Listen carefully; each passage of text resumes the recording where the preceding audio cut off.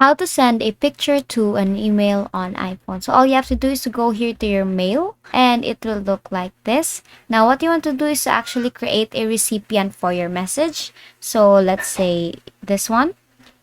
Now here, all you have to do is to wait for this. Now here, your mail will look like this. The next thing that you want to do here, now if you tap on that, your message here, you will, let's say you have a message here, say blah, blah, blah. And then on the bottom part or above your keyboard, you will see a lot of options there. And in the second option, you will see a gallery kind of icon there. Tap on that. And it will lead you to your photos, and make sure that the picture is on your photos or your gallery here on your phone, and then choose the photo here. Let's say this photo, and then just tap on send. And basically that is how you send a picture to an email on iPhone. And that is all for today. If this video helped you, please give us some thumbs up and subscribe to the YouTube channel for more tutorials. Thank you for watching.